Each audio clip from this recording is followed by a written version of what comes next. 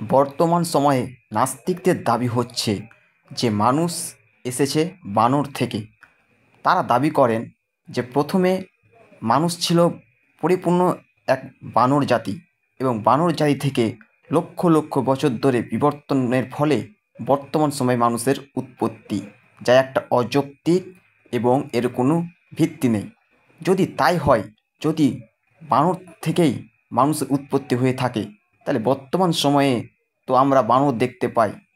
আর যদি এমনটাই হয়, তাহলে বর্তমান সময়ে যে মানুষগুলো আছে সেগুলো আর অন্য কিছুতে রূপান্তরিত হচ্ছে না কেন? তাই এসব অযৌক্তিক এবং উদ্ভট দাবি। এবং আমরা যারা আস্তিক আছি, যারা মুসলিম, যারা বিশ্বাস করি যে প্রথম মানব হচ্ছে আদম আলাইহিসসালাম, আমাদের মধ্যেও আছে অনেক ভুল বিভ্রান্তি। আমরা ছোটোবেলা থেকে অনেক ভুল শিক্ষা গ্রহণ করেছি এবং আমরা ছোটোবেলা থেকে জানি যে আগেকার সময়ের মানুষ সেরকম জ্ঞানী ছিল না এবং তারা সব কিছু জানতো না। আস্তে আস্তে মানুষ জ্ঞানী হয়েছে, শিক্ষিত হয়েছে। আগেকার মানুষ গুহায় বসবাস করতো, তারা ভালোভাবে বাড়িঘর নির্মাণ করতে পারতো না। কিন্তু বাস্তবতা হচ্ছে এর বিপরীত। বাস্তব হলো এটাই যে অতীতের মানুষই ছিল সব করতে বেশি শিক্ষিত, যার কথা আল্লাহ রব্বুল আলামিন পবিত্র কোরআনেই বলে দিয়েছেন। আল্লাহ রব্বুল আলামিন বলেছেন পৃথিবীর সবচাইতে শিক্ষিত মানুষ সম্বন্ধে। তিনি বলেন, আমি আদমকে সব কিছু শিখিয়ে দিয়েছি।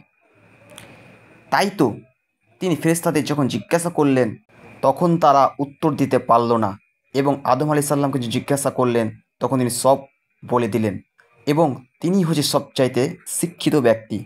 আর আল্লাহ রব্বুল আলামিন তার পরবর্তী জাতি সম্বন্ধে তো বলেই দিয়েছেন। কোরআনে আল্লাহ রব্বুল আলামিন বলেন আদ জাতি সম্বন্ধে, তারা কতটা শক্তিশালী এবং কতটা উন্নত জাতি ছিল। এখান থেকে বোঝা যায় যে একটি জাতি উন্নত তখনই হতে পারে যখন তার মধ্যে শিক্ষার উন্নত থাকে। তা না হলে সে উন্নত জাতি কীভাবে হতে পারে? বর্তমান চীনের দিকে দেখে নিন। এবং আমরা সকলেই জানি যে পিরামিড সম্বন্ধে। পিরামিড হাজার হাজার বছর ধরে তৈরি করা একটি স্তম্ভ, যা মানুষের দ্বারাই তৈরি। আগেকার মানুষ যদি শিক্ষিত নাই হবে, যদি তারা একটু উন্নত নাই হবে, তাহলে তারা কিভাবে এই পিরামিডগুলো তৈরি করেছিল? তাই এসব অযৌক্তিক অবান্তর কথা একটি মিথ্যা ধারণা মাত্র। আর অতীতেও এমন বাড়িঘর তৈরি হয়েছিল যা এখন আমরা দেখতে পাই।